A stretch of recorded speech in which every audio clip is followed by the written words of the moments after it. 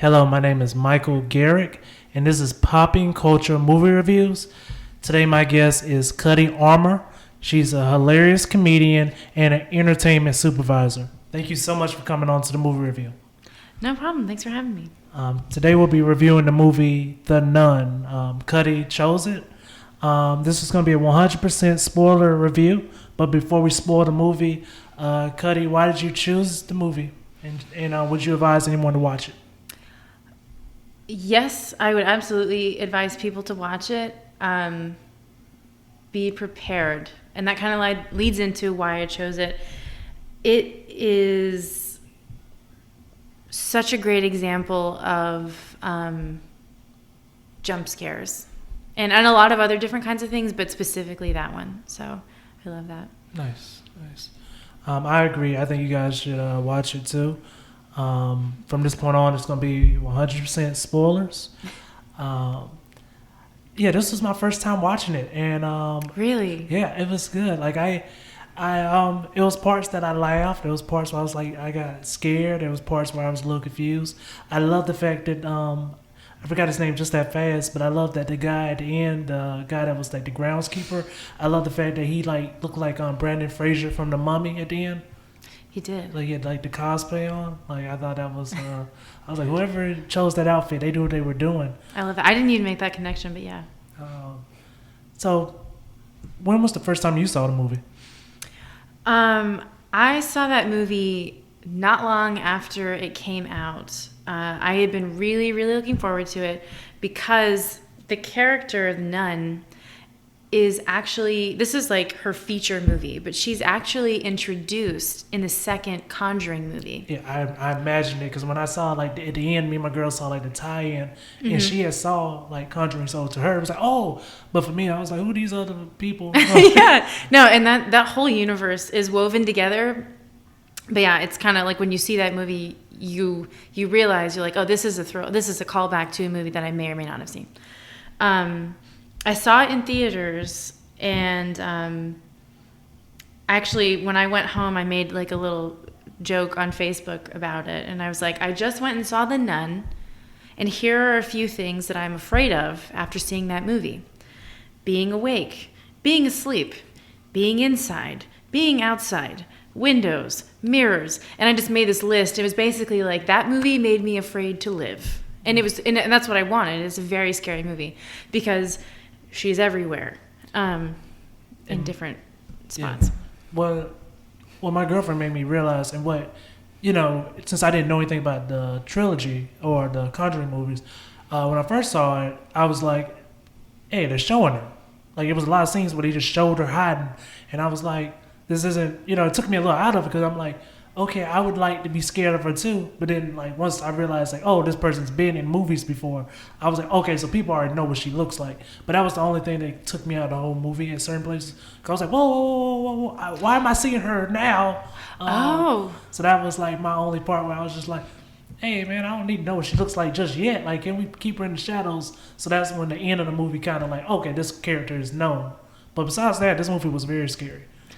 I think that that's really interesting that you say that, and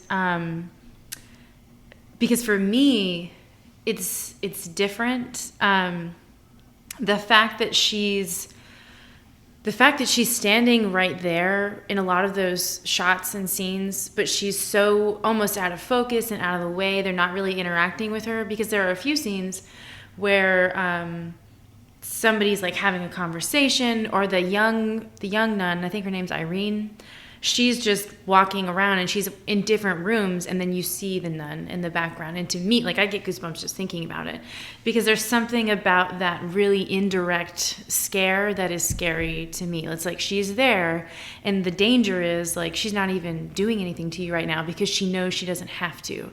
So I guess in my mind, I get so into that stuff, having a background in horror, that I analyze the hell out of it. So I thought that was actually a really brilliant choice on their part to just kind of stick her randomly, because eventually, as the antagonist, the nun is going to do something, and it's going to be big and scary, and her movements are going to be big and scary. And I love that she doesn't speak the entire movie. But in those moments where she's just kind of there, that's really scary because it's like she's so confident that she's going to scare the hell out of you that she doesn't have to do it all the time. And do you remember the scene where Irene gets out of bed and she goes into this chapel and everybody's praying, and then the nun's shadow comes out of the cross and it walks down the wall really creepily? Mm-hmm. I still think about that. It scared the hell out of me. Yeah, and it's a really slow moment, and it's scary the entire time because she's walking down the wall, and then you don't really know where she's going to end up, and she ends up in the mirror. Nice. I agree. I also will give this movie major credit on, I don't know their budget, but the way like they used CGI only when they had to. Like it was a lot of practical effects, and I really like when movies use practical effects instead of just relying on CGI, and that was definitely a good use of CGI in that scene. So James Wan is I'm awful. He's the director or the producer or both. I think the Fast and the Furious guy? Is he the producer? Is he a producer or a director? He's a director, I believe. That's what I thought. Okay, in my mind, I just go James Wan's movies. But he did the Conjuring movies and Annabelle and The Nun, and that universe is kind of together. And that's something that I've come to expect from his movies, which was another reason that I couldn't wait to see this movie in theaters, was he has a certain style that if you look for it in the Conjuring movies, Annabelle or The Nun, or even La Llorona, he likes to have the villain or the monster, again, kind of in plain sight. And his use of music and then silence, like really abrupt silence, is in every movie that he makes.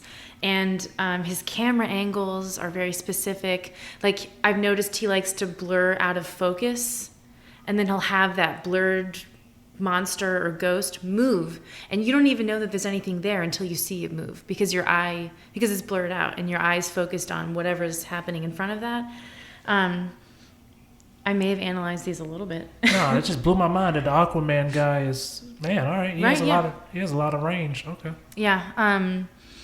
And I really loved that The Nun was shot in Romania, because there's something about Eastern Europe that is kind of like dark and creepy. Not all of it, but I think that particular part of the world in that time that it was filmed in, I want to say, or that it was set in, I think it was set in like the 50s, like the early 50s. So it's like after World War II. They used everything so well. They used the landscape. I mean, it was beautiful where they shot the movie, but I think that James Wan, like, he gets this vision in his head, and it feels like he's asking himself, he wants to traumatize people. And I've talked before about the difference between scaring somebody and traumatizing them. I don't think he really cares if he sends you into therapy or a mental asylum. He just wants that effect. How do you feel about the lighting? Do you think he did a great job when it came to lighting? Yes, definitely. Because when you think of scenes, there's one, and I think it was the scene I was just talking about with the cross and the nun's shadow coming out of it. There's a red light behind the cross, and they're in a chapel in the mountains of Romania in the middle of the night. They're not going to have like flashing bar lights, like a red light. So that red light means something. I think it's supposed to signify like a red light behind something holy like that, which was, I'll get into the holy part of the movie too. But I think that lighting was meant for a reason to be like that. And I think any time where, example, the nun in the beginning of the movie, that one nun kills herself, she hangs herself, and then the nun, the demon, comes down the hallway, and as she's coming down the hallway, each candelabra that she passes goes out. So that's another great utilization of lighting in horror to create a very, very specific effect. And it's basically like, as she's coming up the hallway, she's turning all the lights out because she's so incredibly evil, is what I got from that. Yeah. It definitely showed her power. Yes. To go to the scene where the priest is in the graveyard, I knew in the you were going to bring that up. It's such a good scene. Go ahead. It was definitely shot well. I thought it was directed, shot very well. and just using just the way he showed early in the movie about the bell and showing the bell. purpose of the bell. When I just got goosebumps again. when they answered it, in the way they answered it was like, oh yeah, he literally just talked about it. I thought that was very clever that he just didn't leave that as like, oh, it's just something, like he actually did come back and make sure he used it in the movie. I thought that was very well, because you'd be surprised so many movies will be like, oh, this little bit of knowledge, and then it never makes sense in the plot. That was a very good jump scare also. Oh my goodness, yeah. And I think the fact that they spliced that scene because it was right after the scene in the mirror with Irene, and then I think it's Father Burke. He's in the coffin, and the anxiety, it's like good anxiety, because your body knows it's just responding to a movie, but you get that switch off from him in the coffin, and it starts to get eerie, and something's moving, and then she's trying to find him, and then me as somebody watching the movie, and I don't know if you were like this too, you're just like, oh my God, I hope she finds him. I'm freaking the hell out right now. And so they would film him, and then they film her, and then they go back and forth to the point where I'm on the edge of my seat, literally, like in the movie theater. I went to see it with one of my friends, and I was joking, like we were about to rip each other's arms off, because we were just like, oh my God. So that's a really great utilization of cutting a scene as well. It's like to build that anxiety. And of course they get him out at the last second, and then by that point you're like, oh my God. I love the fact that the Brandon Fraser guy, I forgot his name. French. They call him Frenchie because he's French Canadian. Yeah. Oh man, that connects so well at the end. But Frenchie just seemed like the audience member. Like he just like, hey guys, we shouldn't be here. Like we should leave. He was comic relief at times too, which I think is cool. Yeah, like out of everybody, it was just like, yeah, like, hey guys, there's blood over here. The body's been dead for a long time. We can leave. Like, I just thought that was very clever that, like, they didn't, like, sidestep it, like, oh, well, this has to happen because this has to happen. It was like, at least it's one person that was like, this is just horrible. Like, let's not be here. Yeah. You're right. He was almost like the more rational one, because he's a priest and she's a nun, and they're at this abbey, and they're like, well, this is where we're supposed to be. And he's like, yeah, that might be true, but look at all this blood. Yeah. Also, I love the fact that, like, not that the other nuns didn't get stream time. They did get stream time, but it was definitely like, we don't need to get to know them. Like, we were here for the nun that's here to scare us. These other ones, they were going to give their little side speeches. Let's continue the story and not try to do all these side quests or side stories, which I think was a smart touch. Yeah, I definitely would agree with that. I think they were meant to support the story, but they weren't key players. So they were used really well. And I want to say, growing up Catholic, and then I'm well aware that and I've heard this is true, the Catholic Church hates those movies, hates all of James Wan's movies. It's probably The Nun more than any, because you see Jesus on the cross, it's just a statue, but he gets his head ripped off, and they turn the cross upside down. And in one of James Wan's other movies, there's like a demon, and she grabs a crucifix, which they're not supposed to be able to do, and she like bends it. So like basically his movies make you feel like nothing is sacred and nothing is safe, which I think is important in horror. It's really dark, and it's a really kind of messed up thing when you think about it, but for the effect that he's going for, which is to really, really scare somebody and to take away all those little things, like well, you hold a cross up, and that's gonna keep them away. Well, no, it's not, because they're just gonna turn it upside down, or they're gonna bend it. And then we see in the movie, huge spoiler alert, sorry, the only thing that makes the nun go away is like a literal vial of Jesus Christ's blood, and that's not just something any Catholic has kicking around their house. So I think that he used religion for horror, to make people scared. And I'm not super religious, but even if I was, I don't think personally I would be too offended by it, because it wouldn't, if I'm religious, it's not going to shake, his movie is not going to ruin my faith. So in that respect, I don't think anybody should get that upset about it. I think he just used it as a tool.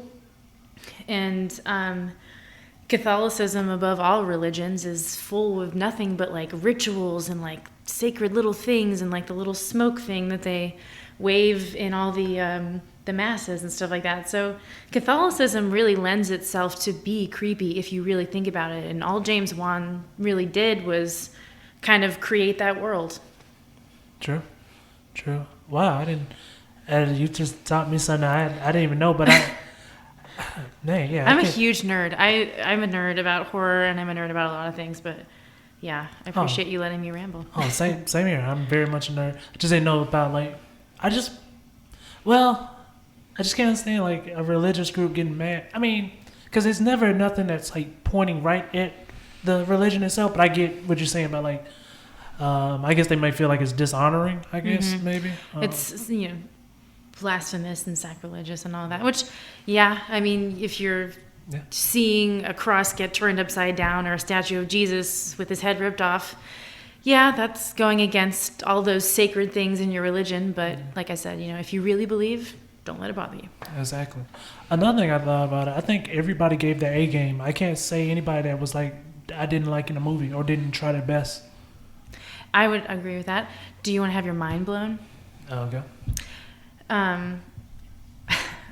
Did you see the Princess Diaries movies? I can't imagine that you would have. Oh yeah, I had They're ABC. Kind of girly. I had ABC Family growing up. Yeah. Fair enough. I always associate them with like girl movies. But in the very first movie, do you remember that old couple that wanted to take the throne away from the teenage princess? A little bit, yes. And the guy was telling the woman, he was like, you're going to have your face on a postage stamp. And she just like barely spoke. Hmm? That is the actress that plays the nun. She kept up with those not having lines in movies.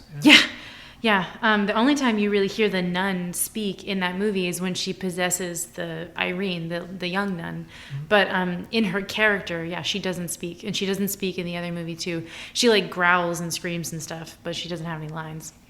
Okay.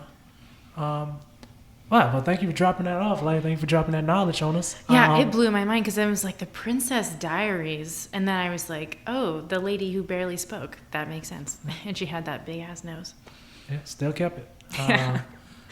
When it came up to the story itself, after seeing the previous movies, did you, like, already know the origin or everything was new to you, too? So the character, like I said, is only in the second Conjuring movie. Okay. So they really kind of tease it a little bit. You already are afraid of her because you've seen her, and the only thing you know is her name. The demon, because it's a demon, so it's not really a nun. So you know the demon's name, and you know that it is what it looks like, and that it's very the way it moves and the way it walks. I think that they used it really well in the second Conjuring movie as like almost a teaser. Okay. So I knew going into it kind of like what to expect, but I was so excited to finally get some more backstory about this character. And if I'm not mistaken, have you heard of or seen those movies, the Annabelle movies? It's about the creepy doll who's also kind of starts in the Conjuring, or she does start in the Conjuring movies. I've seen like the commercials. I haven't watched them yet.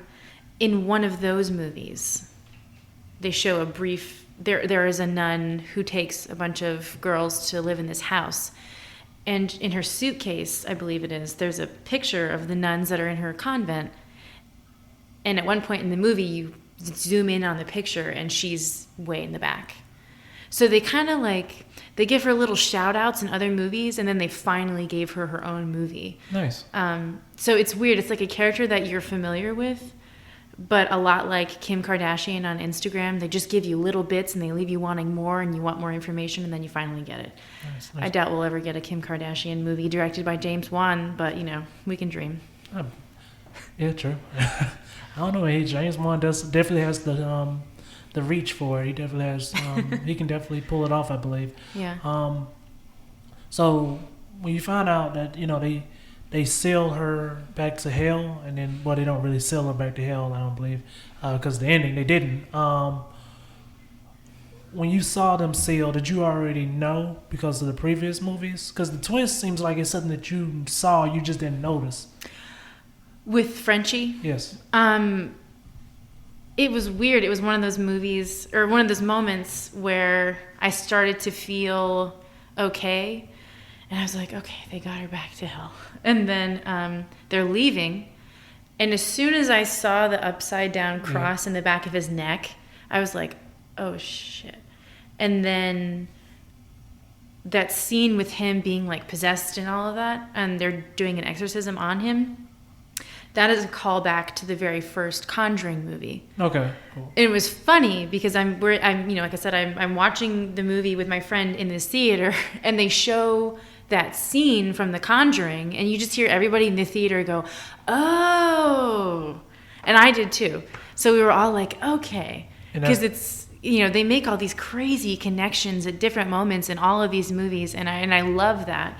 And in fact, it's almost like, like the Marvel universe or the DC universe. I'm pretty sure they call it the Conjuring universe. That makes sense. Where they connect all those movies. So I went right back to being anxious, but a good scary movie, anxious, because I was like, okay, they're safe. Oh no, they're not. And then my mind was just like exploded when they call back to that first movie. So we're staying The Nun, but I thought when I saw the first commercial for the Conjuring movie, it was supposed to be based on a true story. That it definitely was based on a family's actual experiences, and I actually have the books that one of the daughters wrote. Okay. But because this story has become part of like a franchise, they added some Hollywood glitter to it.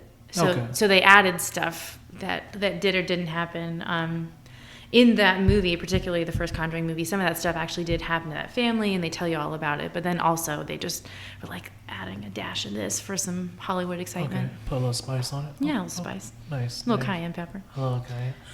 Do you have a few more notes about this movie, or? No, I think this is where my nerdiness ends. Okay. Do you believe that this movie is going to become a part of pop culture? Yes, in a way that I didn't really expect. And it's weird, and this is not me being like a feminist right now, but because she's a woman, the character is like essentially, I think, supposed to be female, even though it's a demon. When you think of like horror icons, you think of,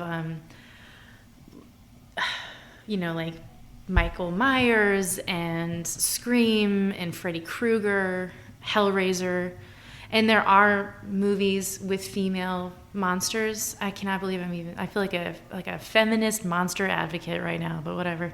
Like The Ring, there's that girl Samara with the hair and The Grudge and stuff like that. So like there aren't as many female horror icons, and I think that it's not about the horror icons that's like the issue. It's the imagination of like, these stories can be like led by women. We can be afraid of these female characters, and I think there's an idea that maybe the female characters aren't as scary, and I think that The Nun, in my opinion, challenges that. So I think she does have like a very weird cult following. I'm certainly like sold, and I've always loved horror movies, and I kind of leaned more towards the classics, and I'm talking like way back to like even like Nosferatu.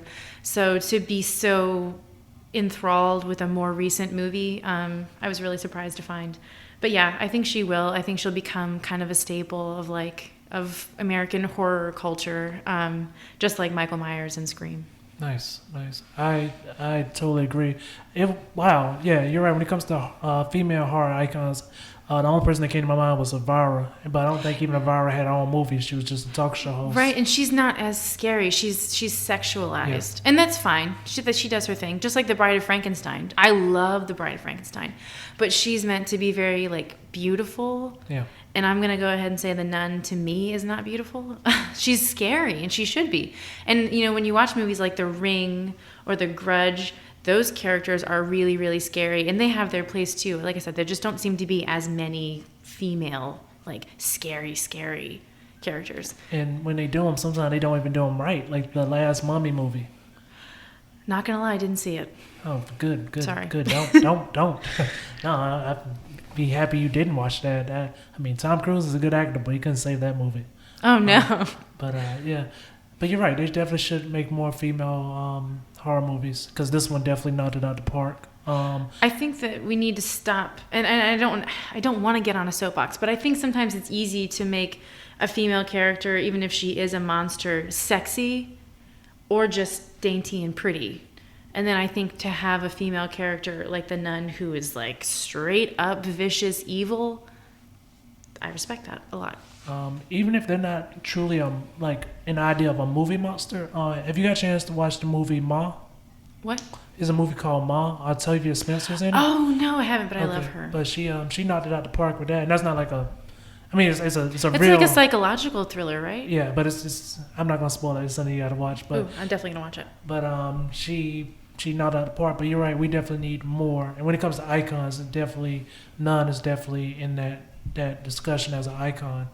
1 through 10. Well, you said this is your favorite movie, so 1 through 10, what would you give it? If 10's the highest I can go, I'm gonna say 10. Nice.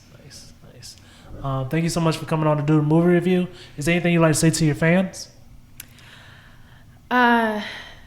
Stay spooky and don't ever give a shit about what people think about you. I 100% agree with that. Thank you guys. Thank you so much for coming on to the movie review, and you guys have an amazing day.